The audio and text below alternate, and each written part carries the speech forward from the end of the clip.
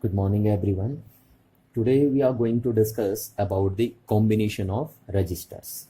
So today's topic is combination of registers. Combination of registers. Yeah, it is also known as grouping of registers. Grouping of registers. Because both the terminology are equally valid. So either you can use combination of registers, yeah, you can use grouping of registers. Now, here the first question arises in our mind that why should we do a combination of registers? So let's assume that here we have a three registers of different values. Suppose first one register is of 2 ohm, second one register is of 4 ohm, and the third one register is of 10 ohm. So here we have a three registers of different values. But what should we do if we want a 6 ohm resistor? Because here the desired resistor is not available. So to overcome this type of trouble, we do the combination of resistors. And generally, there are two combinations of resistors. First one is series combination of resistors, and second one combination is parallel combination of registers. So there are two combinations of resistor, and if the resistance is to be increased, then the resistors are combined in series, and if the resistance is to be decreased, then the resistors are combined in parallel. So now we will discuss these two combinations one by one. So the first combination is series combination.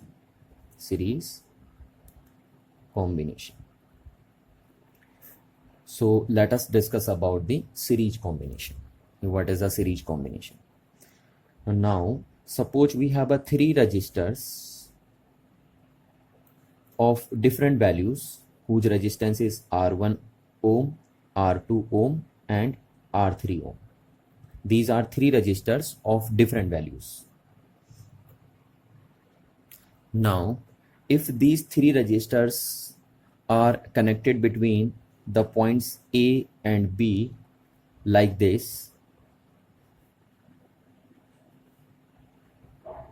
then we can say these three registers are combined in series. Are you understood what I said? If these three registers are connected between points A and B like this, then this is known as the series combination of these three registers between points A and B. So here you can clearly see the one end of a register is connected to the other end of other register.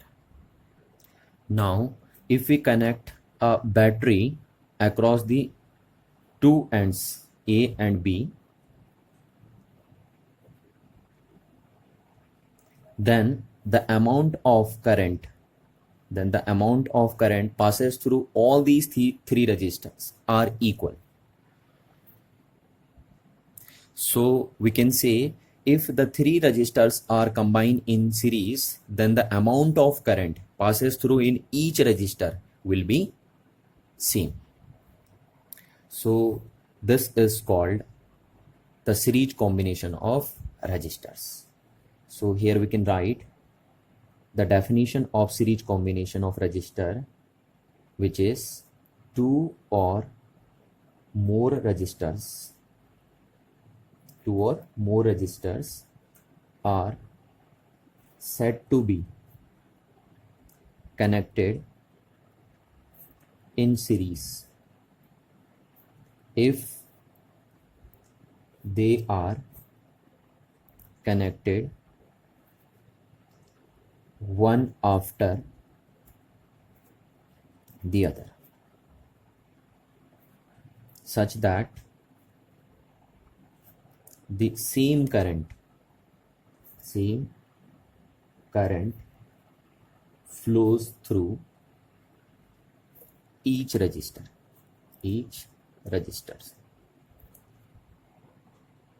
Now let's discuss the second combination of registers, which is parallel combination of registers.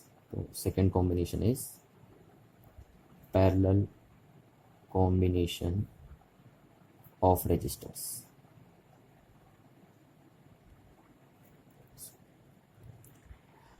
Suppose we have three registers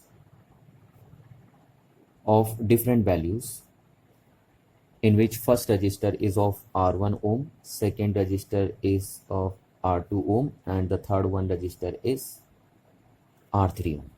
So these are three registers of different values. Now if we connect these three registers between points A and B like this,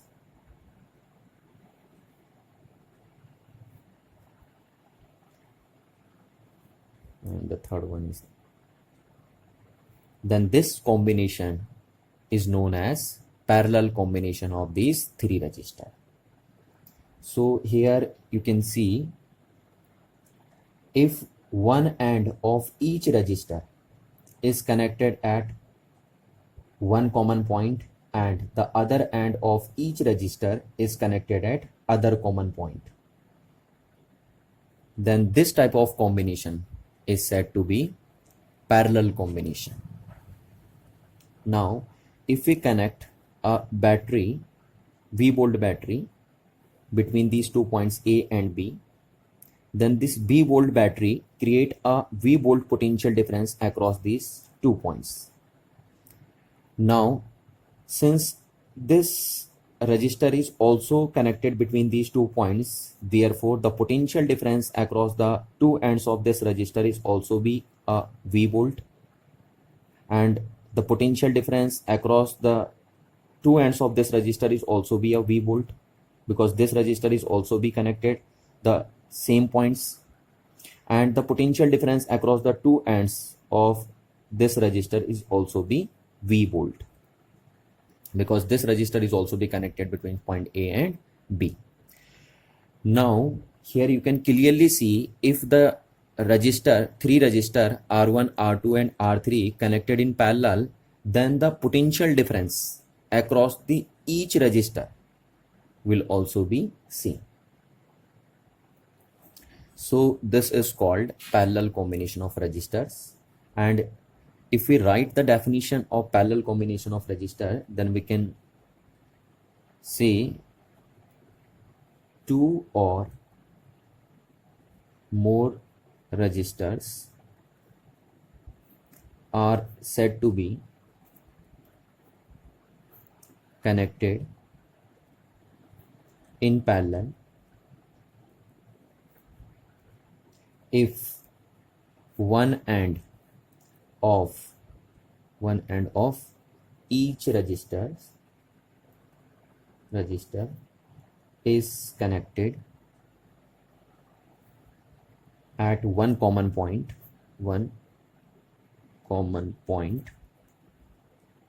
which is A, common point, and the other end of each resistor is connected at other common point, which is B, and such that the potential difference across each resistor is equal to the applied potential difference, which is supplied by battery. So this is called parallel combination of resistors. So whenever the resistors are connected like this, then this is called parallel combination. And one more thing is, the potential difference across each resistor in the in their parallel combination will be seen.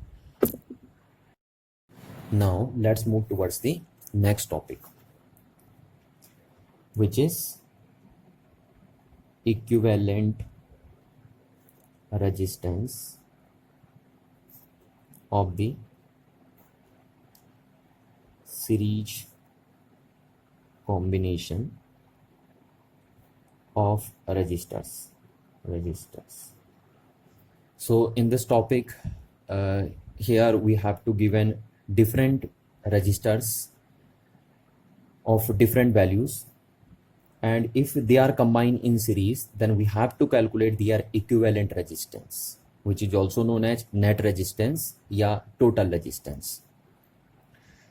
So suppose here we have a 3 resistor of resistance R1 ohm, R2 ohm and R3 ohm. ये देखिए, ये 3 register हमारे पास दिए हैं, R1 ओम का, R2 ओम का और R3 ओम का. अब हमें क्या करना है, इन तीनों को सीरीज में कंबाइन करना है और फिर इनका इक्विवेलेंट रेजिस्टेंस बताना है. इक्विवेलेंट मतलब इनका टोटल रेजिस्टेंस बताना है कि ये तीनों मिलकर टोटल कितना रेजिस्टेंस बनाएंगे. ठीक है, तो चलिए, अभी मैंने आपको बताया था कि रजिस्टर को सीरीज में कैसे लगाते हैं, है ना. तो सपोज मैं कोई 2 पॉइंट ले लेता हूँ, एक पॉइंट मैंने ये ले लिया ए और एक पॉइंट ये ले लिया मैंने बी, और अब मैं बोलूँगा कि इन तीनों रजिस्टर को इन 2 पॉइंट्स के बीच में सीरीज में कनेक्ट कीजिए. तो आप कैसे कनेक्ट करेंगे, देखिए आप ऐसे कनेक्ट करते हैं. पहला रजिस्टर आप ऐसे लगाते हैं, फिर यहाँ से देखिए जहाँ से इसका एंड खत्म होता है वहाँ से दूसरे रजिस्टर का एंड शुरू होता है, ये 1 बाई 1 लगाते हैं. ठीक है, और तीसरा रजिस्टर ये लगा दिया हमने, ये हो गया R3 ओम का. तो अगर आप 1 बाई 1 ऐसे कनेक्ट करते हैं रजिस्टर को इन 2 पॉइंट्स के बीच में, तो आप बोल देंगे आपने इन तीनों रजिस्टर को इन 2 पॉइंट्स के बीच में सीरीज में कनेक्ट कर दिया है. ठीक है, और अब हमें बताना है कि अगर ये रजिस्टर सीरीज में कंबाइन कर रखे हैं आपने, तो इनका नेट रेजिस्टेंस कितना बनेगा. तो इनका नेट रेजिस्टेंस कैलकुलेट करने के लिए हम एक V वोल्ट की बैटरी लगा देते हैं. ठीक है, A और B पॉइंट्स के बीच में. और आपको पता है बैटरी क्या काम करती है, पोटेंशियल डिफरेंस क्रिएट करने का काम करती है. तो जैसे आपने बैटरी लगाई इन 2 पॉइंट्स के बीच में, और क्योंकि आपने V वोल्ट की बैटरी लगाई, तो इस V वोल्ट की बैटरी ने V वोल्ट का पोटेंशियल डिफरेंस क्रिएट कर दिया between points A and B. यानी यहाँ अगर आप वोल्ट मीटर लगाएंगे, ठीक, तो वोल्ट मीटर कितनी रीडिंग बता रहा होगा, V रीडिंग बता रहा होगा. ठीक है, क्योंकि V वोल्ट की बैटरी आपने लगाई है. चलिए, अब क्या है ना, जैसे आप बैटरी लगाते हो तो एक पोटेंशियल डिफरेंस क्रिएट हो जाएगा. देखिए हायर पोटेंशियल टर्मिनल बन जाएगा, क्योंकि बैटरी का प्लस टर्मिनल यहाँ कनेक्टेड है, और ये लोअर पोटेंशियल टर्मिनल बन जाएगा. और आपको पता है कि करंट किधर फ्लो करती है, from higher potential terminal to lower potential terminal. तो इस बैटरी की वजह से इस सर्किट में करंट फ्लो होने लग जाएगी, और उस करंट का नाम सपोज हमने दे दिया आई करंट पास हो रही है ना.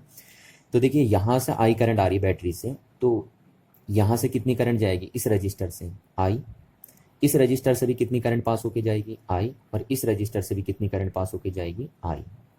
क्योंकि कहीं लीकेज तो हो नहीं रही है, तो यहाँ से जितनी करंट एंटर करेगी उतनी करंट यहाँ से लीक करेगी. ठीक है, ये ध्यान रखना. और ये आई करंट आ जाएगी. और होता भी यही है ना, जब भी मैंने आपको अभी भी बताया था कि जब भी रजिस्टर सीरीज में कंबाइन होते हैं तो उनमें करंट की वैल्यू क्या होती है, सेम होती है. देखिए इसमें आई करंट है, इसमें भी आई करंट है, और इसमें भी करंट कितनी है, आई. और ऐसा हमेशा होता है सीरीज कॉम्बिनेशन में. सीरीज कॉम्बिनेशन में करंट की वैल्यू हमेशा क्या रहती है, सेम रहती है. चलिए, अब मैं आपसे यहाँ से क्वेश्चन पूछूं कि R1 रजिस्टर के जो 2 एंड है, इसके अक्रॉस पोटेंशियल डिफरेंस बताइए जरा मेरे को कितना होगा. ठीक है, क्या बोल रहा हूँ मैं आपसे, the potential difference across the 2 ends of R1 register.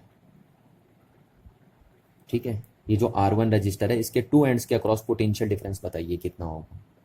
तो अगर आपको इसके 2 एंड्स के अक्रॉस पोटेंशियल डिफरेंस कैलकुलेट करना है, तो आप ओम लॉ की हेल्प ले सकते हैं. देखिए ओम लॉ ये कहता है ना, V upon I equals to R, तो V equals to I into R. ठीक है, तो इसके अक्रॉस जो पोटेंशियल डिफरेंस होगा वो कितना होगा, देखिए वो होगा, करंट कितनी हो रही है इसमें, current pass, I current pass हो रही है, और इसका रेजिस्टेंस कितना है, R1 ओम है ना. तो ये जो होगा I इंटू R1, वो R1 रजिस्टर के अक्रॉस क्या होगा, पोटेंशियल डिफरेंस होगा, और उसको हमने क्या नाम दे दिया, V1 नाम दे दिया। तो V1 जो है वो R1 रजिस्टर के अक्रॉस पोटेंशियल डिफरेंस है। और अगर आपने इसे नापना है तो आप यहाँ पे वोल्टमीटर लगा लीजिए, देखिए ये वोल्टमीटर लगा लेंगे आप, ठीक है। वोल्टमीटर को आपको पता है ना, पैरेलल में कनेक्ट करते हैं ऐसे, और ये प्लस टर्मिनल है तो ये प्लस और ये माइनस। तो ये जो वोल्टमीटर है जो आपने यहाँ लगाया, वो किसके एंड के अक्रॉस लगाया, इन दो एंड्स के अक्रॉस लगाया है ना। तो ये कौन सा पोटेंशियल डिफरेंस मेजर करेगा, ये R1 जो रजिस्टर है उसके टू एंड्स के अक्रॉस पोटेंशियल डिफरेंस मेजर करेगा, और उसकी रीडिंग कितनी आनी है, V1 आनी है, और उस V1 की वैल्यू ये होगी। क्लियर है ना बात। चलिए अब सिमिलरली मैं आपसे पूछूं कि find the potential difference across the two ends of R2 register, ठीक है। जो R2 रजिस्टर है उसके टू एंड्स के अक्रॉस पोटेंशियल डिफरेंस बताइए कितना होगा। तो आप क्या बोलेंगे, देखिए कितनी करंट है इसमें, I करंट है, करंट तो सब में ही सेम है ना, इनटू इसका रेजिस्टेंस कितना है, R2। ये है, ये फॉर्मूला तो यही लगाएंगे ना हम, किसी भी रजिस्टर के अक्रॉस पोटेंशियल डिफरेंस निकालने के लिए ये फॉर्मूला लगता है। तो ये हो गया। चलिए तो इसको हमने V2 नाम दे दिया, ठीक है, क्योंकि इसकी वैल्यू जो ये वैल्यू है वो इस वैल्यू से डिफरेंट है, तो इसको हमने V2 नाम दे दिया। तो हम बोलेंगे जो V2 है वो R2 के अक्रॉस पोटेंशियल डिफरेंस है। और अगर आपको इसको मेजर करना है तो आप यहाँ वोल्टमीटर लगा सकते हैं, देखिए ये वोल्टमीटर लगा दिया आपने, ये प्लस टर्मिनल, ये माइनस टर्मिनल, और इस वोल्टमीटर की रीडिंग कितनी आएगी, V2 आएगी, और उस V2 की वैल्यू इतनी होगी, ठीक है। तो ये सेकेंड रजिस्टर के अक्रॉस पोटेंशियल डिफरेंस है। सिमिलरली आप बोलेंगे the potential difference across the two ends of R3 register, ठीक है। R3 रजिस्टर के टू एंड्स के अक्रॉस पोटेंशियल डिफरेंस कितना होगा, तो करंट कितनी है इसमें, I इनटू रेजिस्टेंस कितना है इसका, तो रेजिस्टेंस है इसका R3। तो ये पोटेंशियल डिफरेंस हो जाएगा थर्ड रजिस्टर के अक्रॉस, तो ये हो गया V3। और इसको नापने के लिए अगर आपको वोल्टमीटर लगाना है तो आप यहाँ वोल्टमीटर कनेक्ट कर सकते हैं, ठीक है, प्लस माइनस, और इसकी रीडिंग कितनी आएगी, V3, और उस V3 की वैल्यू ये होगी। तो इसको equation number first, equation number second और इक्वेशन नंबर थर्ड नाम दे दिया। तो आपने कैलकुलेट कर लिया है कि तीनों रजिस्टर के अक्रॉस जो पोटेंशियल डिफरेंस होगा वो कितना कितना होगा। और यहाँ से आपको एक चीज़ नोट हो रही होगी, देखो कि जब रजिस्टर सीरीज में लगे होते हैं तो सब में करंट की वैल्यू सेम होती है, बट जो पोटेंशियल डिफरेंस की वैल्यू होती है वो सारे रजिस्टर में डिफरेंट डिफरेंट होती है। क्लियर है ना बात।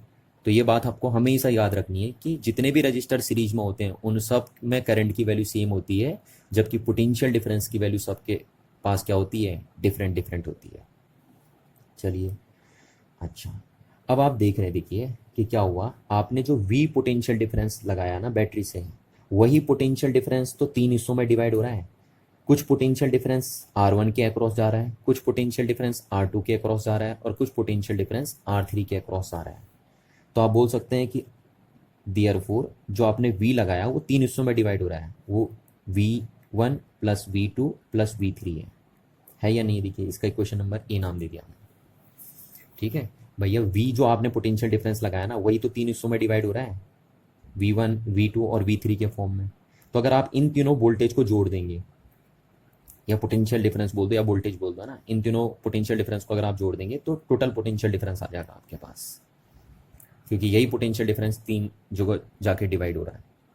चलिए तो अब हम क्या करते हैं, फर्स्ट सेकेंड और थर्ड इक्वेशन से V1 V2 और V3 की वैल्यू उठा के इक्वेशन नंबर ए में पुट कर देते हैं। तो आप लिख सकते हैं, now putting the value of V1 V2 and V3 from equation first second and third in equation number A, and we get V equals to I into R1 plus I into R2 plus I into R3, and here I is a common, therefore I V equals to I in bracket के अंदर R1 plus R2 plus R3। ठीक, this is equation number fourth, ये बन गई आपके पास। चलिए अब देखिए हमें क्या करना है, हमें क्या करना था, इनका इक्विवेलेंट रेजिस्टेंस करना है ना कैलकुलेट, इस सीरीज कॉम्बिनेशन का इक्विवेलेंट रेजिस्टेंस कैलकुलेट करना आपको। तो इसका इक्विवेलेंट रेजिस्टेंस कैलकुलेट करने के लिए आपको इसका इक्विवेलेंट सर्किट बनाना पड़ेगा, ठीक है। अगर आपको इन तीनों रजिस्टर का इक्विवेलेंट रेजिस्टेंस कैलकुलेट करना ना, तो आपको इसका इक्विवेलेंट सर्किट बनाना पड़ेगा। और इक्विवेलेंट सर्किट कैसे बनाते हैं देखिए, ठीक है। आप देखिए ए पॉइंट्स ये और बी पॉइंट्स ये। तो पहले तो आप इतने वोल्ट की बैटरी लगाएंगे इन दो पॉइंट्स के अक्रॉस। इक्विवेलेंट सर्किट बनाने का तरीका देखिए, ये देखिए क्या है, ठीक है। अगर आप इसका इक्विवेलेंट बना रहे हो ना, तो आपने इन दो पॉइंट्स के अक्रॉस कितना पोटेंशियल डिफरेंस रखा है, वी। तो अभी भी कितना रखोगे, वी ही रखोगे, ठीक है। अच्छा, अब इन तीनों के बदले एक लगा दोगे आप, क्योंकि आप इनका इक्विवेलेंट निकाल लो ना, नेट निकाल लो आप इनका, या टोटल निकाल लो, तो आप इन तीनों के बदले एक लगाओगे आप, ए और बी पॉइंट्स के बीच एक रजिस्टर लगाओगे बस, ठीक है। और उसका नाम दे दोगे आर इक्विवेलेंट। अब यह हम बोलेंगे कि ये जो आर इक्विवेलेंट है वो इन तीनों रजिस्टर का इक्विवेलेंट रेजिस्टेंस है, ठीक है। पर ये आर इक्विवेलेंट, इन तीनों रजिस्टर का इक्विवेलेंट रेजिस्टेंस सिर्फ तभी बोला जाएगा जब ये उतनी ही करंट ड्रॉ करेगा ये रजिस्टर जितनी इस कॉम्बिनेशन ने ड्रॉ की है बी वोल्ट की बैटरी से, ठीक है। और ये कॉम्बिनेशन कितनी करंट ड्रॉ कर रहा है वी वोल्ट की बैटरी से, आई करंट ड्रॉ कर रहा है। तो अगर ये रजिस्टर भी इस वी वोल्ट की बैटरी से आई करंट ड्रॉ कर देता है, तो हम बोलेंगे कि ये जो इक्विवेलेंट रजिस्टर है वो इन तीनों रजिस्टर का इक्विवेलेंट रेजिस्टेंस है, ठीक है। और अगर ये single register I current draw नहीं कर सकता इस वी वोल्ट की बैटरी से, तो फिर हम नहीं बोल सकते कि ये सिंगल रजिस्टर इन तीनों रजिस्टर का इक्विवेलेंट रेजिस्टेंस हो, ठीक है ना। तो इस बात को ध्यान रखना आपको, है ना, कि इक्विवेलेंट सर्किट कैसे बनाते हैं। देखिए ये इसका इक्विवेलेंट सर्किट हो गया, इसको क्या बोलेंगे हम, इक्विवेलेंट सर्किट, ठीक है। और मैंने कंडीशन आपको बता दी है कि ये रजिस्टर, ये एक सिंगल रजिस्टर जिसको हम आर इक्विवेलेंट बोल रहे हैं, ये इन तीनों रजिस्टर का इक्विवेलेंट सिर्फ तभी बोला जाएगा जब ये उतनी ही करंट ड्रॉ करे जितनी इस कॉम्बिनेशन ने ड्रॉ करी है बैटरी से, देखिए, ठीक। तो ये देखिए कॉम्बिनेशन आई करंट ड्रॉ कर रहा है, तो ये रजिस्टर भी आई करंट ड्रॉ कर रहा है, हमने दिखा दिया यहाँ पे। तो इसलिए हम इसको क्या बोल रहे हैं, इस रजिस्टर को इन तीनों का इक्विवेलेंट बोल रहे हैं। चलिए, तो अब इस सर्किट से आइए, देखिए इस सर्किट से हम बोल सकते हैं कि जो V की वैल्यू होगी ये कहाँ से निकाल लें हम, फ्रॉम इक्विवेलेंट सर्किट से निकाल लें, इक्विवेलेंट सर्किट से, ठीक है। ये तो कहाँ से आया है, ये इस सर्किट से आया है, और अब हम इक्विवेलेंट सर्किट से निकाल लें। तो इक्विवेलेंट सर्किट से V की वैल्यू कितनी होगी, I इंटू आर इक्विवेलेंट, इतना ही तो होगा, क्योंकि इन दो पॉइंट्स के बीच में पोटेंशियल डिफरेंस कितना है, V है। तो इस V की वैल्यू अगर आपको निकालनी है तो क्या हो जाएगा, I इंटू आर इक्विवेलेंट, ठीक है। ये बन गया आपका, तो इक्वेशन नंबर बन गई 5th। अब देखिए वैल्यू तो बराबर है ना दोनों, क्योंकि ये भी वी वोल्ट की बैटरी थी, ये भी वी वोल्ट की बैटरी है, ठीक है। और ये भी किस पॉइंट्स के बीच लगी, ए और बी, और ये भी किस पॉइंट के बीच लगी, ए और बी। तो ये दोनों इक्वेशन इक्वल है ना, तो हम बोल सकते हैं from equation 4th and 5th, क्योंकि भैया इसी का तो इक्विवेलेंट है ये।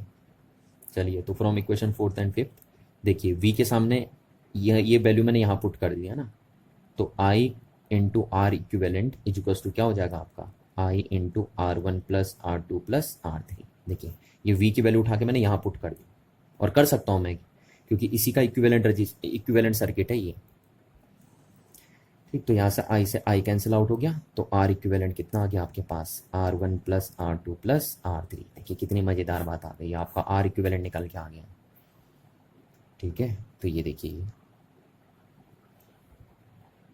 तो यहाँ से आप बोल सकते हैं कि the net resistance of the series combination of resistor is equal to the sum of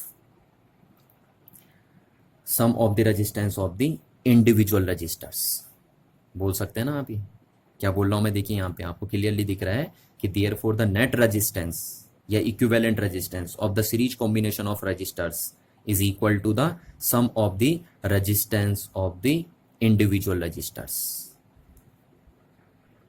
ठीक है। तो इतनी बात आपको समझ में आ जानी चाहिए। जैसे सपोज मैं एग्जाम्पल दो, देखो अगर सपोज R1 यहाँ पे होता 2 ओम का, ठीक है, ये R1 की वैल्यू सपोज यहाँ पे 2 ओम होती, और ये वैल्यू होती 5 ओम, और इसकी वैल्यू होती सपोज 6 ओम, ठीक है। तो टोटल कितना बनता है इनका इक्विवेलेंट कितना बनता, तो यहाँ से हम बोल सकते थे इस फॉर्मूले के अकॉर्डिंग कि इनका जो इक्विवेलेंट रेजिस्टेंस बनता, अगर ये सीरीज में कंबाइन होते तीनों रजिस्टर, तो कितना बन जाता, R1 plus R2 plus R3, और उसकी वैल्यू कितनी है, देखिए R1 की वैल्यू है 2 ओम, प्लस R2 की वैल्यू कितनी है 5 ओम, प्लस R3 की वैल्यू कितनी है 6 ओम।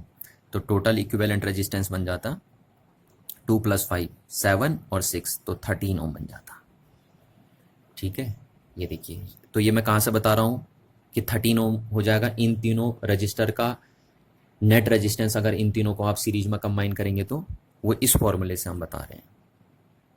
ठीक है, तो अगर ये तीन रजिस्टर आप सीरीज में कंबाइन कर देंगे तो इनका जो नेट रेजिस्टेंस बनेगा वो 13 ओम हो जाएगा, जो कि इस फॉर्मूले से डिसाइड किया जाएगा। ठीक है, तो जब भी रजिस्टर सीरीज में लगे हों तो उनका इक्विवेलेंट रेजिस्टेंस कैलकुलेट करने के लिए ये फॉर्मूला यूज होगा। अगर 4 रजिस्टर होते तो प्लस R4 हो जाता, 5 होते तो प्लस R5 हो जाता, है ना, ऐसे करके dot dot dot so on चलते रहेगा। और अगर 2 ही होते तो सिर्फ R इक्विवेलेंट कितना होता, R1 प्लस R2। अगर 2 ही रजिस्टर सीरीज में लगे होते तो तब नेट रेजिस्टेंस का फॉर्मूला ये होता। चलिए, है ना, तो इतनी बात आपको समझ में आ गई होगी। चलिए, तो अब हम बात करते हैं कि जो सीरीज कॉम्बिनेशन ऑफ रजिस्टर्स होता है उसके क्या क्या फीचर्स होते हैं। और इन फीचर्स को मैं यहाँ पे राइट नहीं करूँगा, मैं सिर्फ डिक्टेट करूँगा, क्योंकि टाइम बहुत ज़्यादा बर्बाद होता है इसमें, है ना। तो आप ध्यान रखना कि आपको इनको फेयर नोटबुक्स में नोट करना है, जो भी मैं डिक्टेट करूँगा यहाँ पे। तो आप हेडिंग लिखेंगे features of series combination of registers. तो basically there are 3 main features of series combination of registers, which are, first one is the net resistance या equivalent resistance of the series combination of resistors is equal to the sum of the resistance of the individual resistors. Are you understood? Now the second one feature of the series combination of resistor is the amount of current flowing through each resistor is the same. In another words, we can say same amount of current flows through the each resistor. And the last one feature, the third feature of the series combination of resistor is the voltage applied across series combination of resistor is equal to the sum of the potential difference across the individual resistors. ठीक है ना, दोबारा repeat कर रहा हूं, देखिए मैं बात को, यहां से आपको दिख रहा है कि the voltage applied across the series combination of resistor is equal to the sum of the potential difference across the individual resistors. ठीक है, तो ये तीनों फीचर्स आपको नोट करने हैं अपने फेयर नोटबुक में। ठीक, तो आप एक तरीके से देख रहे हैं कि सीरीज कॉम्बिनेशन में नेट रेजिस्टेंस अब बढ़ जा रहा है। देखिए बढ़ रहा है, नहीं बढ़ रहा, देखिए, है ना। अगर एक 2 ओम का है, एक 5 ओम का है, एक 6 ओम का है, तो टोटल कितना हो गया, 13 ओम का हो गया। और अगर सिर्फ ये दो ही आप सीरीज में लगाते तो नेट कितना बन जाता, 7 ओम। अगर सिर्फ इन दोनों को आप सीरीज में लगाते तो नेट कितना बन जाता, 11 ओम। बनता नहीं बनता? चलिए, तो आपको ये बात क्लियर हो जाएगी कि सीरीज में इक्विवेलेंट रेजिस्टेंस क्या हो जाता है, इंक्रीज हो जाता है। चलिए, तो जिस तरीके से हमने सीरीज में इक्विवेलेंट रेजिस्टेंस कैलकुलेट किया, अब इसी तरीके से हम पैरेलल कॉम्बिनेशन ऑफ रजिस्टर्स में इक्विवेलेंट रेजिस्टेंस कैलकुलेट करेंगे। ठीक है, तो अब हम हेडिंग लिखेंगे, नेक्स्ट हेडिंग हमारी होगी equivalent resistance of the parallel combination of resistors. ठीक है, जैसे हमने अभी तक किया था ना, हमने देखा था कि अगर अलग अलग ओम के रजिस्टर्स सीरीज में लगे हैं तो उनका इक्विवेलेंट रेजिस्टेंस कैसे कैलकुलेट करते हैं। ठीक, अब हम इसी तरीके से देखेंगे कि अगर हमारे पास अलग अलग ओम के रजिस्टर्स हैं तो अगर हम उनको पैरेलल में कनेक्ट कर देंगे तो उनका इक्विवेलेंट रेजिस्टेंस कितना होगा और उसे कैसे कैलकुलेट करेंगे, वो अब हम देखने जा रहे हैं। चलिए, तो सपोज हमारे पास 3 रजिस्टर हैं, R1 ओम का है, दूसरा R2 ओम का है और तीसरा R3 ओम का है। ठीक है, और अब हमें यहाँ पे इन तीनों का क्या करना है, पैरेलल कॉम्बिनेशन करना है। तो पैरेलल कॉम्बिनेशन किसको बोलते हैं और कैसे करते हैं उसकी बात मैं वैसे कर चुका था आपसे, पर फिर भी देखिए सपोज ये पॉइंट A है और ये पॉइंट B है, और मैंने कह दिया कि इन दो पॉइंट्स के बीच में इन तीनों रजिस्टर्स को पैरेलली कनेक्ट कीजिए। तो आप कैसे करेंगे, देखिए आप ऐसे कनेक्ट करेंगे। ठीक है, ये देखिए ऐसे, ये रजिस्टर उठाएंगे, इसका एक एंड यहाँ जोड़ देंगे, दूसरा एंड यहाँ कनेक्ट कर देंगे। ठीक, दूसरा रजिस्टर ये लिया आपने, इसका ये एंड यहाँ जोड़ देंगे और इस तरीके से और इसका ये दूसरा एंड यहाँ लगा देंगे आप, ठीक है। चलिए, और इसका देखिए फिर ये वाला एंड उठा के आप यहाँ जोड़ देंगे, ठीक, और ये वाला एंड आप यहाँ कनेक्ट कर देंगे। तो अगर तीनों रजिस्टर के एक एक टर्मिनल एक पॉइंट से जुड़े हों और दूसरे टर्मिनल दूसरे पॉइंट से जुड़े हों, तो हम बोल देते हैं कि तीनों रजिस्टर इन दो पॉइंट्स के बीच पैरेलली कनेक्टेड है, ठीक है ना। तो ये तीनों रजिस्टर इन दो पॉइंट्स के बीच कैसे कनेक्टेड है, पैरेलली कनेक्टेड है। चलिए, अब हमें बताना है कि इनका जो पैरेलल कॉम्बिनेशन है इसका इक्विवेलेंट रेजिस्टेंस कितना होगा, यानी इसका नेट रेजिस्टेंस कितना होगा, वो हमें कैलकुलेट करना है। तो उसके लिए हम पहले एक V वोल्ट की बैटरी लगा देंगे, है ना। ये V वोल्ट की बैटरी हमने लगा दी, और आपको पता है बार बार कहता हूँ मैं, V वोल्ट की बैटरी क्या क्रिएट करती है, पोटेंशियल डिफरेंस क्रिएट कर देती है। और क्योंकि ये V वोल्ट की बैटरी आपने A और B पॉइंट्स के बीच लगाई है, तो A और B पॉइंट्स के बीच ये V वोल्ट की बैटरी कितना पोटेंशियल डिफरेंस क्रिएट कर देगी, V वोल्ट का पोटेंशियल डिफरेंस क्रिएट कर देगी। यानी यहाँ अगर आप वोल्ट मीटर लगाएंगे तो वोल्ट मीटर कितनी रीडिंग बताएगा आपको, V रीडिंग बताएगा, ठीक है। चलिए, अच्छा, अब देखिए क्या है ना, ये जो R1 रजिस्टर है, क्योंकि ये वाले रजिस्टर की भी दोनों एंड इन पॉइंट से जुड़े हैं, जुड़े नहीं जुड़े, देखिए R1 रजिस्टर के भी दोनों एंड इस पॉइंट से जुड़े हैं, A और B पॉइंट से। और क्योंकि A और B पॉइंट्स के बीच में जो पोटेंशियल डिफरेंस वो कितना है, V वोल्ट का है, तो इसलिए R1 रजिस्टर के भी टू एंड्स के अक्रॉस जो पोटेंशियल डिफरेंस होगा वो कितने वोल्ट का हो जाएगा, V वोल्ट का हो जाएगा। समझ में आ रही ना बात। यहाँ अगर आप पोटेंशियल डिफरेंस नापोगे, देखिए यहाँ पे बैटरी वोल्ट मीटर लगा के, तो ये वोल्ट मीटर भी कितनी रीडिंग बताएगा आपको, V वोल्ट ही बताएगा, क्योंकि ये रजिस्टर भी इन्हीं दो पॉइंट्स के बीच में लगा है, और इन दो पॉइंट्स के बीच में ऑलरेडी कितना पोटेंशियल डिफरेंस है, V वोल्ट का। तो इसलिए इस रजिस्टर के टू एंड्स के अक्रॉस भी पोटेंशियल डिफरेंस कितना हो जाएगा, V वोल्ट हो जाएगा। सिमिलरली देखिए, ये वाला जो रजिस्टर है R2, वो भी इन दो पॉइंट्स के बीच में लगा है, और क्योंकि इन दो पॉइंट्स के बीच पोटेंशियल डिफरेंस पहले ही बैटरी ने कितना मेंटेन करके रखा है, V वोल्ट का रखा है, तो इसलिए इस रजिस्टर के टू एंड्स के अक्रॉस भी जो पोटेंशियल डिफरेंस होगा वो कितना हो जाएगा, V वोल्ट हो जाएगा, अगर आप यहाँ से वोल्ट मीटर लगा के मेजर करेंगे इसे तो, ठीक है। और सिमिलरली इसमें भी वही होगा, क्योंकि ये भी इन दो पॉइंट्स के अक्रॉस लगा है, तो यहाँ पे भी अगर वोल्ट मीटर लगाएंगे आप, तो ये वोल्ट मीटर कितनी रीडिंग बताने वाला है आपको, V रीडिंग बताने वाला है, ठीक है। तो यहाँ से आप देख पा रहे हैं क्लियरली कि ये तीनों रजिस्टर जो हैं उनके अक्रॉस जो पोटेंशियल डिफरेंस है उसकी वैल्यू सेम है या नहीं है।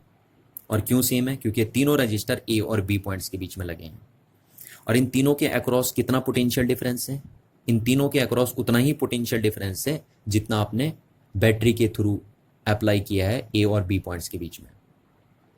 तो यहाँ से ये बात आपको जरूर ध्यान रखनी है कि जब भी रजिस्टर पैरेलल में कनेक्ट होते हैं, तो जितने भी रजिस्टर पैरेलल में कनेक्ट होते हैं उन सब के अक्रॉस पोटेंशियल डिफरेंस की वैल्यू क्या होती है, सेम होती है। जबकि आपने सीरीज में देखा था, सीरीज में क्या वैल्यू सेम थी, करंट की वैल्यू सेम थी। पैरेलल में क्या वैल्यू सेम होती है, पोटेंशियल डिफरेंस की वैल्यू सेम होती है ना, जिसको हम शॉर्टकट में वोल्टेज बोल देते हैं। तो देखिए, इसके अक्रॉस भी वोल्टेज V है, इसके अक्रॉस भी वोल्टेज V है, और इसके अक्रॉस भी वोल्टेज V है। क्लियर है बात। अच्छा, अब मैं आपसे पूछूं, देखिए अब क्या होगा ना, ये बैटरी आपने कनेक्ट कर रखी है, तो ये बैटरी से यहाँ करंट आएगी नहीं आएगी। देखिए बैटरी से करंट ड्रॉ करेंगे ना तीनों रजिस्टर, या ये बोल दो बैटरी करंट सप्लाई करेगी सर्किट में, तो ये करंट सप्लाई करी बैटरी में, है ना।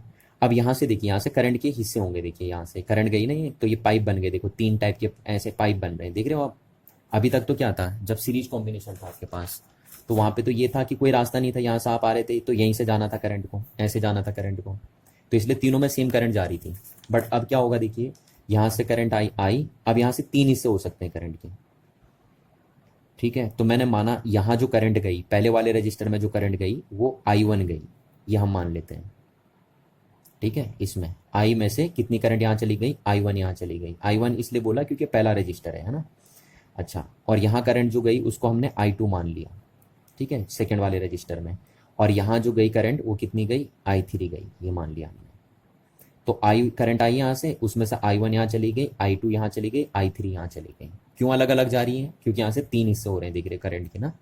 अभी तक नहीं हो रहे थे सीरीज में, क्योंकि सीरीज में एक ही रास्ता था, इसमें 3 अलग अलग रास्ते हैं, इसलिए 3 करंट जाएंगे अलग अलग। चलिए, अब यहाँ से यहाँ तक तो करंट सेम ही चलेगी, यहाँ से यहाँ तक करंट सेम चलेगी, यहाँ से यहाँ तक, तो यहाँ भी करंट कितनी आएगी, I2, यहाँ आएगी I1, और यहाँ आएगी I3। अब ये करंट यहाँ आई, ये भी यहाँ आई, यहाँ भी यहाँ आए, तो इन तीनों का सम, यहाँ से ये तीनों जब मिलेंगे तो कितनी बन जाएगी टोटल I। और इस I की वैल्यू कितनी होगी, ये देखिए यहाँ से I1 आ रही है, यहाँ से I2 आ रही है, और यहाँ से I3 आ रही है, ठीक है। तो ये तीनों मिलकर कितनी करंट बनाएंगे, I बना देंगे टोटल। देखिए तो ये जो I होगा वो इन तीनों का ही सम होगा, I1 plus I2 plus I3। और वही तो हो रहा था ना, ये I तो 3 हिस्सों में डिवाइड हो रही है, I1 plus I2 plus I3 ये हो रही है। तो अब अगर मैं यहाँ से बोलूँ the current passes through, the current passes through the R1 register, R1 register, ठीक है। R1 रजिस्टर से कितनी करंट पास हुई, तो आप क्या आंसर देंगे, इस कितनी हो जाएगी I1, और उसकी वैल्यू कितनी होगी, उसकी वैल्यू आप ओम्स लॉ से निकाल सकते हो। देखिए क्योंकि V upon I equals to क्या होता है ओम्स लॉ में, R, तो I इक्वल्स टू क्या हो जाएगा, V अपॉन R हो जाएगा ना।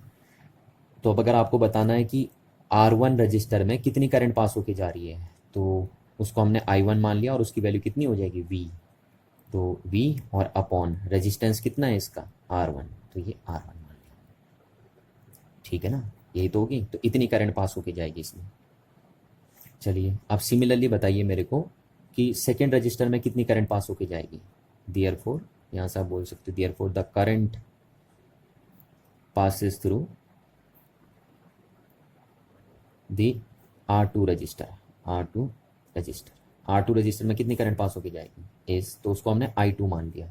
और उस I2 की वैल्यू क्या होगी, देखिए इस फॉर्मूले से निकालेंगे हम ना, तो V, तो पोटेंशियल डिफरेंस तो उसके अक्रॉस भी V है, अपॉन रेजिस्टेंस, तो उसका रेजिस्टेंस कितना है R2, तो ये हो गया। चलिए इसको इक्वेशन नंबर फर्स्ट नाम दे दिया मैंने, इसको इक्वेशन नंबर सेकेंड नाम दे दिया, ठीक है।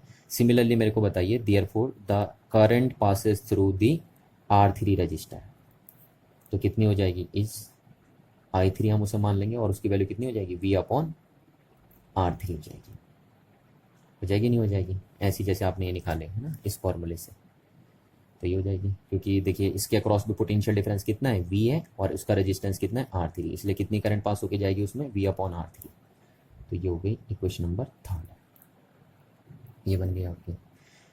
अब देखिए हुआ क्या, सिंस देखिए क्या हो रहा है ना, since I equals to I1 plus I2 plus I3, यही तो हो रहा है। ये I ही तो 3 हिस्सों में डिवाइड हो रही है ना भाई, कहीं अलग से तो आई नहीं है करंट, ये जो I गई वही 3 हिस्सों में डिवाइड होगी, तो ये हम लिख सकते हैं, इसलिए इसको क्वेश्चन नंबर हमने ए नाम दे दिया। और सीरीज में क्या किया था आपने, अगर आपको याद हो तो देखिए सीरीज में आप क्या कर रहे थे, सीरीज में आप ये कर रहे थे, सीरीज में V डिवाइड हो रही थी, वोल्टेज डिवाइड हो रही थी 3 हिस्सों में। पैरेलल में क्या हो रहा है, करंट डिवाइड हो रही थी कि 3 हिस्सों में, हो रही नहीं हो रही, ये मेजर डिफरेंस है सीरीज और पैरेलल। सीरीज में वोल्टेज डिवाइड होती है, पैरेलल में करंट डिवाइड होती है ना। और सीरीज में करंट सेम रहती है, पैरेलल में वोल्टेज सेम रहती है। ये देखिए ये बन गया आपका। अच्छा तो आप वैल्यू पुट करते हैं ना, now putting the value of I1, I2 and I3 from equation first, second and third in equation number A, so we get I is equals to V upon R1 plus V upon R2 plus V upon R3। ये कहाँ से मिला आपको, I1, I2 और I3 की value मैंने equation first, second and third से उठाकर फोर्थ में ए में पुट कर दी, ठीक है। तो हमें ये मिल गया देखिए, तो I इक्वल्स टू क्या बन गया V, और ये हो गया 1 upon R1 plus 1 upon R2 plus 1 upon R3, V common हो गया ना इसमें, ये इसको इक्वेशन नंबर हमने नाम दे दिया कोई, चलिए कोई भी नहीं, अभी मैं इसको यहाँ से कर लेता हूँ, ठीक है। I अपॉन V कर लेता हूँ इसको, ये V में इधर लिया तो ये बन गया 1 upon R1 plus 1 upon R2 plus 1 upon R3, ठीक है। इसको इक्वेशन नंबर हम नाम दे देते हैं फोर्थ। चलिए पर हमें तो क्या करना है, देखिए ना, हमें इनका इक्विवेलेंट रेजिस्टेंस कैलकुलेट करना था कि अगर 3 रजिस्टर पैरेलल में कनेक्ट हैं तो उनका इक्विवेलेंट रेजिस्टेंस कितना होगा, हमें ये कैलकुलेट करना था। तो हम क्या करते हैं, देखिए इक्विवेलेंट रेजिस्टेंस कैलकुलेट करने के लिए इनका इक्विवेलेंट सर्किट बनाते हैं, जैसा हमने सीरीज में बनाया था। देखिए सीरीज में भी तो हम ये कर रहे थे कि अगर इन 3 रजिस्टर जो सीरीज में लगे उनका इक्विवेलेंट रेजिस्टेंस निकालना था, तो हम उनका इक्विवेलेंट सर्किट बना रहे थे। तो सिमिलरली अगर हमें इन तीनों रजिस्टर्स का इक्विवेलेंट रेजिस्टेंस कैलकुलेट करना है कि इन तीनों का इक्विवेलेंट रेजिस्टेंस कितना होगा, तो इसके लिए हमें क्या करना पड़ेगा, इसका इक्विवेलेंट सर्किट बनाना पड़ेगा। अब इसका इक्विवेलेंट सर्किट कैसे बनेगा, वही सीन है, वही तरीका है जो मैंने आपको सीरीज में बताया था। देखिए क्या है, ये पॉइंट आप लिख देंगे ए और ये पॉइंट आप लिख देंगे बी, ठीक है। और क्योंकि यहाँ V वोल्ट की बैटरी लगी है तो यहाँ पे भी आप क्या लगाएंगे, V वोल्ट की बैटरी लगाएंगे, क्योंकि उसी का तो इक्विवेलेंट बना रहे हो ना आप, तो इसलिए वहाँ V वोल्ट की बैटरी है तो यहाँ भी V वोल्ट की बैटरी लगाओगे आप, ठीक है, ये लगा दिया आपने 20 वोल्ट की बैटरी। अच्छा, अब क्या है देखिए ना, आप इनका इक्विवेलेंट बनाओगे ना, इनका इक्विवेलेंट सर्किट बनाओगे यहाँ पे, तो इनका इक्विवेलेंट बनाने के लिए आप 3 नहीं लगाओगे, है ना, अब 3 के बदले 1 ही लगाओगे आप, और वो एक क्या बोला जाएगा, इन तीनों का इक्विवेलेंट बोला जाएगा। ये लगा दिया मैंने, देखिए 3 रजिस्टर के बदले 1 रजिस्टर लगा दिया, ये आर इक्विवेलेंट है। ठीक है, पर ये आर इक्विवेलेंट इन तीनों रजिस्टर्स का इक्विवेलेंट रेजिस्टेंस सिर्फ तभी बोला जाएगा जब ये उतनी ही करंट ड्रॉ करे, ये रजिस्टर उतनी ही करंट ड्रॉ करे जितना इन तीनों ने करी है बैटरी से। समझ में आ रही ना बात क्या कह रहा हूं मैं आपसे? देखिए ध्यान से सुनिए बात को। ये एक सिंगल रजिस्टर इन तीनों रजिस्टर का इक्विवेलेंट रजिस्टर या नेट रजिस्टर सिर्फ तभी बोला जाएगा जब ये सिंगल रजिस्टर उतनी ही करंट ड्रॉ करे बैटरी से जितनी इन तीनों ने करी है। तो इन तीनों ने कितनी करंट ड्रॉ करी है बैटरी से? आई करंट ड्रॉ करी है ना। तो अगर ये सिंगल रजिस्टर भी आई करंट ड्रॉ कर देता है बैटरी से, तो तब ये एक सिंगल रजिस्टर इन तीनों का इक्विवेलेंट रजिस्टर बोला जाएगा, अदरवाइज नहीं बोला जाएगा। ये बात ध्यान रखना। अगर ये एक single register I current draw नहीं कर पाया इस बैटरी से, तो फिर ये एक सिंगल रजिस्टर इन तीनों का इक्विवेलेंट रजिस्टर नहीं बोला जाएगा। ठीक है ना, और यही चीज़ मैंने आपको सीरीज में भी बताई थी। ठीक, तो इसलिए इसको हम क्या बोलते हैं, देखिए इसने भी उतनी करंट ड्रॉ करी ना जितनी इन्होंने करी है, तो इसलिए हम इसको क्या बोलते हैं, इक्विवेलेंट सर्किट। ठीक है, इसका इक्विवेलेंट सर्किट बन गया है। चलिए, तो अब इस इक्विवेलेंट सर्किट से हम बनाते हैं, देखिए from equivalent circuit, from equivalent circuit. तो देखिए इक्विवेलेंट सर्किट से आपको क्या मिल रहा है, इक्विवेलेंट सर्किट से अगर आप बोलेंगे तो V upon I equals to क्या होगा, आर इक्विवेलेंट। यहाँ से होगा ना, क्योंकि V वोल्ट की बैटरी लगाओगे तो इन दो पॉइंट्स के बीच कितना पोटेंशियल डिफरेंस आ जाएगा, V वोल्ट का पोटेंशियल डिफरेंस आ जाएगा, और ये V वोल्ट का पोटेंशियल डिफरेंस है, करंट I है और रेजिस्टेंस R है, तो ये निकाल देंगे। देखिए आप, ये यहाँ से आएगा ना आपका ओम्स लॉ लगा के, V upon I equals to R equivalent. ठीक है, चलिए, तो यहाँ से आप ये बोल सकते हैं कि I अपॉन V क्या होगा, फिर I अपॉन V होगा 1 अपॉन आर इक्विवेलेंट। उल्टा कर दीजिए इसको, है ना। तो ये क्वेश्चन नंबर बन गई आपकी 5th, है ना। अब चलो एक चीज़ ध्यान से देखिए, देखिए ये और ये एक ही चीज़ है। देखिए ये, देखिए ये और ये एक ही चीज़ है। क्यों एक ही चीज़ है? ये कहाँ से आया था, यहाँ से आया, ये कहाँ से आया था, यहाँ से आया था, और ये कहाँ से आया, यहाँ से आया, और ये किसका इक्विवेलेंट है, इसी का तो इक्विवेलेंट है, इसीलिए ये दोनों वैल्यू बराबर है। आ रही ना बात समझ में क्या कह रहा हूं मैं? ये चीज कहां से आई है, देखिए ये इस सर्किट से आई है, ये चीज कहां से आई है, इस सर्किट से आई है, और ये सर्किट इसका इक्विवेलेंट सर्किट है। तो इसलिए इसका मतलब क्या है कि ये दोनों बराबर हैं, तो इसका मतलब ये दोनों भी बराबर हैं, और दिख भी रहा है ना आपको, ये देखिए, देखिए बराबर ही तो है वैल्यू। तो इसलिए हम लिख सकते हैं from equation 4th and 5th। ठीक है, आप 5th से वैल्यू उठा के यहाँ पे रख दीजिए आई अपॉन वी की, तो वी गेट क्या मिलेगा आपको, देखिए we get 1 upon R equivalent is equals to, ये देखिए ना, आई अपॉन वी की वैल्यू यहाँ से उठा के आप यहाँ पुट कर देंगे इस इक्वेशन में, तो we get 1 upon R equivalent is equals to 1 upon R1 plus 1 upon R2 plus 1 upon R3। ये देखिए ये मिल गया आपके पास, निकल गया ना। तो ध्यान से आपको इसको देखना है, देखिए ये निकल आया इक्विवेलेंट रेजिस्टेंस। ठीक है, तो अगर 3 रजिस्टर पैरेलल में कनेक्ट होते हैं तो उनका जो नेट रेजिस्टेंस आता है या इक्विवेलेंट रेजिस्टेंस आता है वो इतना आता है।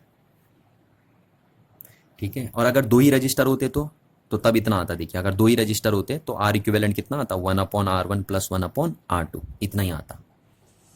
3 होते हैं तो 1 अपॉन R3 आता है, 4 होते हैं तो प्लस 1 अपॉन R4 आता है। ये देखिए, इस चीज को ध्यान रखना ना। अच्छा, एक चीज और मैं आपको यहाँ पे बताऊं, देखिए कि अगर 2 रजिस्टर पैरेलल में कनेक्ट होते हैं तो उनका इक्विवेलेंट रेजिस्टेंस इतना आता है, देखिए 1 upon R1 plus 1 upon R2। अगर आप इसे सिंप्लीफाई करेंगे तो देखिए क्या बनेगा, ये 1 upon R equivalent equals to R1 into R2 और R2 प्लस R1, है ना। इसको सॉल्व तो आप कर सकते हैं यहाँ पे आसानी से, ये देखिए बना। तो यानी आर इक्विवेलेंट इक्वल्स टू क्या हो गया, R1 into R2 upon R1 plus R2, ये बन गया देखिए। ठीक है, तो अगर 2 रजिस्टर, ये भी वही चीज़ है, देखिए ये और ये एक ही चीज़ है, ये घबराना नहीं है आपको।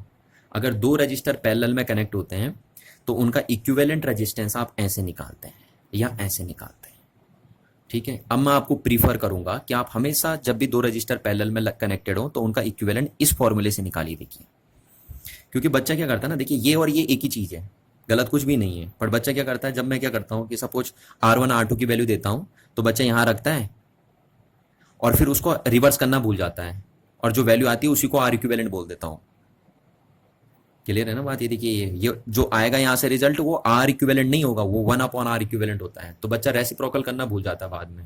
तो इसलिए आपसे रिक्वेस्ट कर रहा हूँ कि आप ये चीज नहीं लगाएंगे कभी भी, है ना, आप ये करेंगे। देखिए, जब भी मैं बोलूँ कि दो रजिस्टर पैरेलल में कनेक्टेड है तो आप ये फॉर्मूला यूज करेंगे, इसके बजाय ये नहीं यूज करेंगे आप।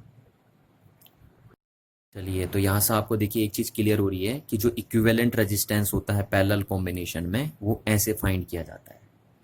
तो इसको अगर मैं सेंटेंस में बोलूं आपसे तो क्या दिख रहा है आपको? देखिए कि the sum of reciprocal of the resistance of individual registers is equal to the reciprocal of the net या equivalent resistance of the combination.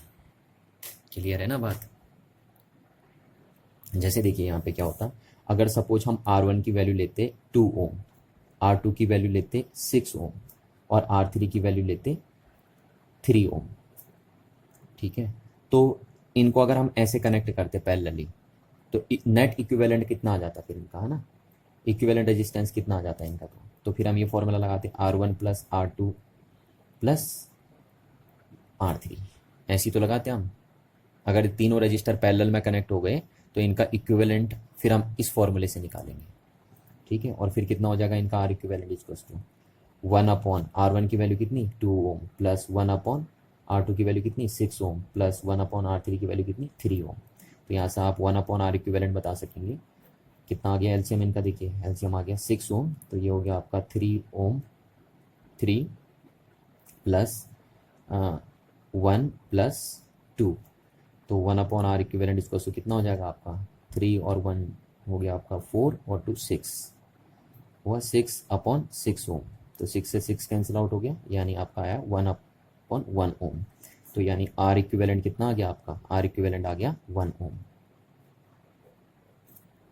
आया या नहीं आया? देखिए, तो अगर तीन रजिस्टर 2 ओम 6 ओम और 3 ओम के पैरेलली कनेक्टेड हो तो उनका जो इक्विवेलेंट रेजिस्टेंस आएगा वो 1 ओम आएगा।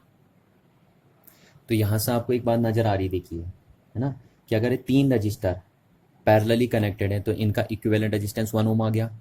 तो आप जरा देख रहे हो कि जो इक्विवेलेंट रेजिस्टेंस होता है पैरेलल कॉम्बिनेशन में वो क्या आता है, जो इन इंडिविजुअल रजिस्टर में सबसे छोटा होगा ना उससे भी कम आएगी इक्विवेलेंट की वैल्यू। देखिए, देख रहे हैं, अगर तीन रजिस्टर पैरेलल में कनेक्टेड है तो उनका जो इक्विवेलेंट रेजिस्टेंस आएगा ना उसकी वैल्यू इंडिविजुअल रेजिस्टेंस में जो सबसे छोटा वाला रजिस्टर होगा उससे भी कम आएगी। देखिए, देख रहे हैं, देखिए यहाँ पे 2 6 और 3 ओम के है ना, अगर इन तीनों को पैरेलली कनेक्ट कर देंगे आप तो जो इक्विवेलेंट आएगा वो क्या होगा, जो इंडिविजुअल में सबसे छोटा होगा उससे भी कम होगा।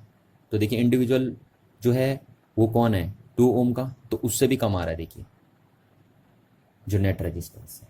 तो यहां से आप बोल सकते हैं कि द इक्विवेलेंट या total effective resistance of the parallel combination of resistors is less than the least resistance of any resistor in the circuit. तो आई होप आपको ये बात समझ में आ गई होगी, है ना। आप आंसर चेक भी कर सकते हैं ऐसे करके सीधे सीधे, जैसे कभी सपोज किसी टीचर ने बोला कि एक रजिस्टर 2 ओम का है, दूसरा 6 ओम का है और तीसरा 3 ओम का है, और इन तीनों को पैरेलली कनेक्ट कीजिए और बताइए कि इक्विवेलेंट रेजिस्टेंस कितना होगा। और अगर आपने आंसर बोल दिया 3 ओम या 4 ओम या 2 ओम से ग्रेटर तो टीचर सीधे काट देगा, क्योंकि टीचर को पता है कि अगर तीन रजिस्टर को आप पैरेलली कनेक्ट करते हैं तो जो इनका इक्विवेलेंट रेजिस्टेंस आता है वो इंडिविजुअल रेजिस्टेंस में जो सबसे लेसर होता है उससे भी छोटा आता है। तो टीचर को पता है इसका आंसर 2 ओम से कम आना है ना, और अगर आप 2 ओम से ज़्यादा आंसर बता रहे हो तो ऑटोमेटिकली टीचर उसे काट देगा। ठीक, तो इस बात का ध्यान रखना, ये एक चेकिंग का तरीका भी है कि जब भी रजिस्टर्स को आप पैरेलल में कनेक्ट करते हैं तो उनका जो इक्विवेलेंट रेजिस्टेंस आता है वो हमेशा जो इंडिविजुअल रेजिस्टेंस में सबसे छोटा रेजिस्टेंस होता है उससे भी कम आता है इक्विवेलेंट रेजिस्टेंस।